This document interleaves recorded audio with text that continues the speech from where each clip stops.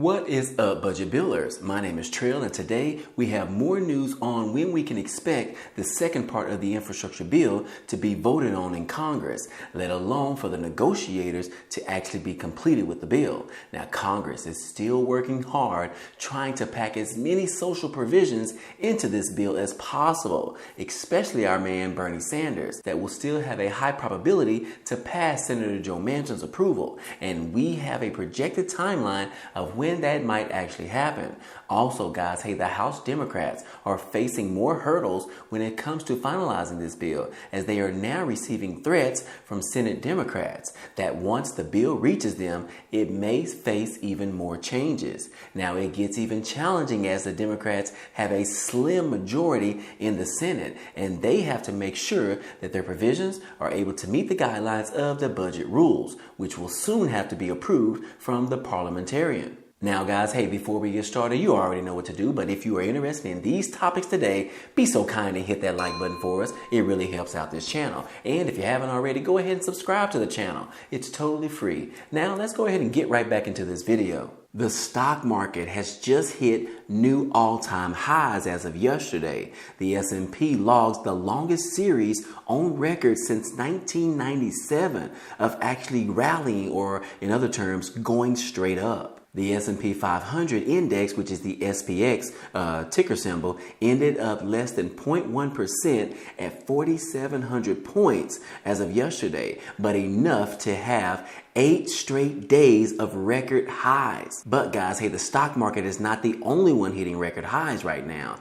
Crypto market. Yes, guys, the crypto market, are also known as like Bitcoin and Ethereum. They have now hit a $3 trillion market cap as of Monday. Now, they're saying that the cryptocurrency market is now worth more than $3 trillion as of this morning around 7 o'clock in London. The overall market cap of cryptocurrencies hit $3 trillion according to CoinGecko's pricing. This is the third and the fourth biggest tokens, which is Binance Coin and Solana, as well as they have added more than 20% in the past 7 days. All of the 7 biggest coins are now up over the past week. Bitcoin rose to all new all-time highs as of Monday as well, hitting $68,000, as well as Ethereum just hit new all-time highs, hitting $4,800. Now, guys, if you are not invested yet, what are you waiting for? It is past the time, guys. You have got to start investing right now, unless you're planning on leaving this earth sometime in the next few weeks. But if not, you need to start investing. And the best way to start investing right now is go ahead and signing up with our partners that we have teamed up with called Webull. Right now, you can sign up for Webull and deposit just $1 or more, and they will give you 2 free stocks, guys. Yes, 2 free stocks for just depositing just $1. And with Webull, you can actually start investing in either some stocks or some cryptocurrencies. Now, that is my suggestion right now, that you go ahead and use the link down below to sign up, guys. And it's totally free. All you have to do is just deposit any amount above $1. Now, last week, guys, a judge decided to put a halt to the vaccine mandate that was issued by the Biden administration that requires employers with more than 100 employees to be vaccinated or have weekly testings. Now, this was supposed to be implemented by January the 4th. Now, even though the court system has ruled against the vaccine mandate, the White House is planning to move forward with the mandate, even though it has been frozen by the court systems. The White House on Monday urged businesses to move forward with implementing rules for the coronavirus vaccines after a federal court stayed President Biden's vaccine or test mandate for private companies. Now, according to the White House press secretary, Karen Jean-Pierre, said that we still think that people should not wait. We say do not wait to take actions that will keep your workplaces safe. It is important and critical to do, and waiting to get more people vaccinated will lead to more outbreaks and sicknesses. We're trying to get past this pandemic. As we know, the way to do that is getting more people vaccinated. Now, the Biden administration maintains that it is on firm legal footing after a federal appeals court in New Orleans temporarily blocked the rule, which was developed by the Labor Department's Occupational Safety and Health Administrations, which is also known as OSHA. The administration clearly has the authority to protect workers, and actions announced by the president are designed to save lives and stop the spread of COVID-19, noting that the Justice Department would be defending the rule in court. Now, it's unclear how long it will actually take for the legal disputes around the vaccine rule to be resolved. More than 24 state attorney generals, as well as other organizations, are challenging the rule in court.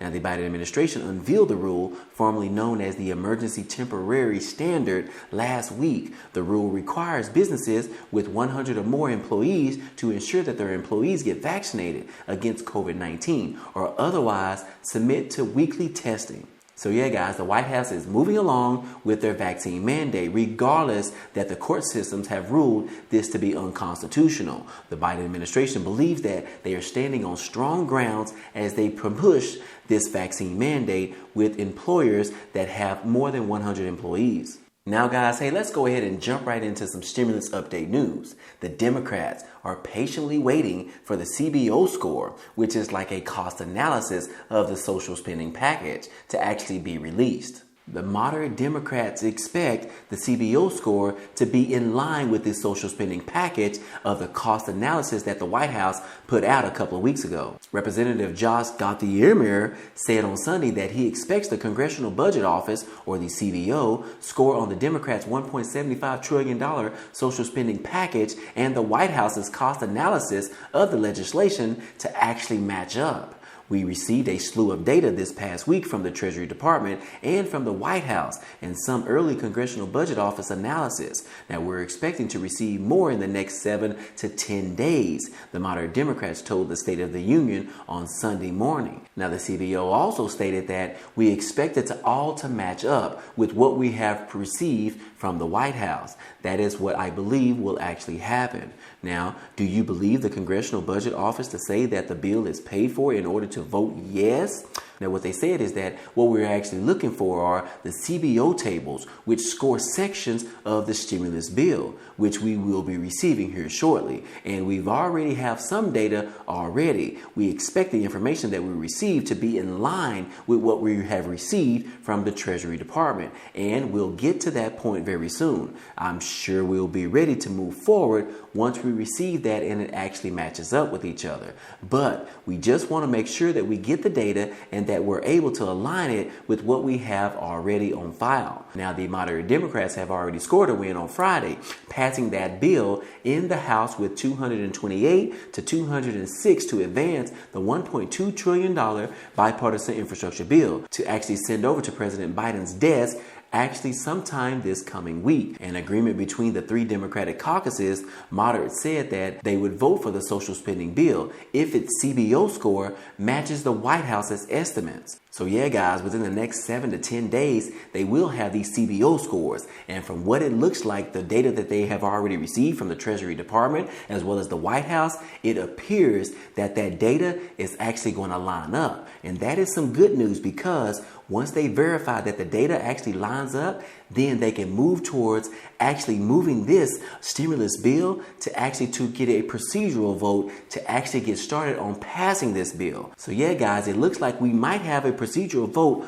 on this stimulus bill sometime next week, but it's going to be close to the end of next week. And if not, then probably the following week. But it actually looks like the Democrats are going to be facing some little hiccups here coming soon, as the House Democrats have spent days agonizing over trying to work out an agreement that could win over nearly all of the members in the Senate. But Senate Democrats are warning that it is likely to change once it reaches their chamber. Now, the bill faces multi-pronged challenges in the Senate, as even narrower majority, complex rules governing what can be in the legislation, and a chaotic process that lets Republicans try to peel off enough Democrats to inject changes into the legislation or sink it all together. There's going to have to be a lot of work done, said Senator Jon Tester, asked about the path on the spending bill in the Senate. Now, Senate Budget Committee Chairman Bernie Sanders, who was spotted this week questioning his colleagues on the Senate floor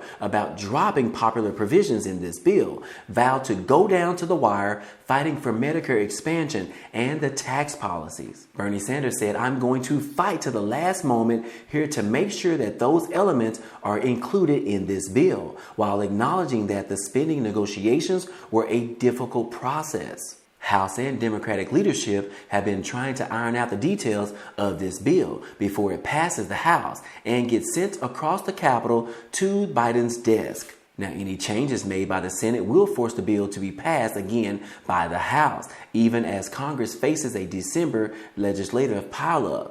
Now, but key Senate Democrats are making it clear that they aren't married to the House's approval just yet. Now, moderate Democrats such as Senator Joe Manchin said he has concerns about this framework. He said, "A lot of concerns, guys. Let's put it that way." Now, Manchin said this during an interview on Fox News on Monday morning, adding that the House bill is not going to be the bill that he actually works off of. He added to reporters at Capitol Hill that he had no clue what was in the House legislation that has been subject of days of high-profile debate as Speaker Nancy Pelosi tried to work out last-minute sticking points between moderates and progressives on issues like immigration as well as prescription drug negotiations. So yeah, guys, there are still some sticky points that they have to still work through, and Senator Joe Manchin doesn't feel confident that he will actually support this bill just yet, but he said that he does not want to go off the legislation that was put out by the White House. He wants to see the actual final bill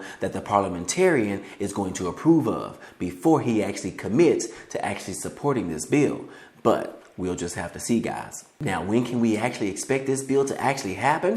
Well, the White House right now is eyeing a House vote on the spending bill next week. The White House economic advisor, Brian Diaz, on Monday said he expects lawmakers to work through issues with Democrats' social spending bill this week and actually vote on the measure in the House of Representatives sometime next week. He said, "We anticipate that we are going to work through some of the scoring issues this week and then anticipate and are looking forward to a vote in the House next week." House Democrats over the weekend allowed for the $1.75 trillion bill covering education, healthcare, climate change, and other areas to clear a procedural hurdle after passing the separate $1 trillion bipartisan bill that addresses the nation's roads, bridges, and other physical infrastructure. Now, they're saying that this move would allow House leaders to set up a quick final vote on the domestic spending bill after a group of centrist Democrats said that they first wanted to see an analysis of the bill's cost by the nonpartisan Congressional Budget Office, which is the CBO. Now, Brian Diaz said on Monday that he expected the CBO's findings would line up with the White House's estimates. Having the infrastructure legislation passed gives us some momentum, he told CNBC, adding that we'll move this process forward. Now, even though they were able to pass this $1.2 trillion bipartisan infrastructure bill on Friday, there was one person that was not happy at all about it, and that is former President Donald Trump. He has now bashed Senate Republicans as well as Mitch McConnell over the infrastructure bill. Former President Donald Trump on Sunday doubled down on his criticism on the Senate Minority Leader Mitch McConnell and some other Senate Republicans who voted in favor of passing that $1.2 trillion bipartisan infrastructure bill. He said that all Republicans who voted for the Democrat longevity should be ashamed of themselves, and particularly Mitch McConnell, for granting 2 months stay, which allowed the Democrats time to work things out at our country's and our Republicans' party's expense. Trump said in a statement. The former president called Republican lawmakers who voted in favor of the bill rhinos, a widely used term he favors that means Republicans in name only. Now, Trump suggested that Democrats would take advantage of Republicans by enlisting their support to pass that $1.75 trillion social spending bill. He said, "How about all of those Republican senators that voted thinking that helping the Democrats is such a wonderful thing to do, so politically correct? They just don't get it," he said. So yeah, guys, as we expected, Donald Trump is not happy that this bill was actually able to be passed. But I think that some Republicans are actually happy because they are really just focusing on the midterm elections next year. They are not really focusing right now because they know the Democrats were going to pass this bill. They know it was just going to be sometime very soon that they are going to pass this bill. So they are really just focusing on the midterm elections, which I will say that Donald Trump just announced on Monday that he's going to wait till after the midterm elections to announce whether he will be actually running for the presidency for 2024. So we'll just have to look forward to whether that is going to happen or not. But some Republicans right now in the GOP are actually saying that we don't need to be focusing on Donald Trump right now. We need to be focusing on the midterm elections and focusing on who is going to run in the 2024 presidential election. But anyways, guys, hey, that's all I have for you today. Now, if you enjoyed this type of content and you want to see more, go ahead and subscribe to the channel. It's totally free. And if you like this video, then go ahead and hit that like button for us. It really helps out this channel, as well as it tells YouTube to share this video with others. But anyways, guys, hey, I appreciate you guys stopping by and watching, and I hope to see you on the next video. Peace.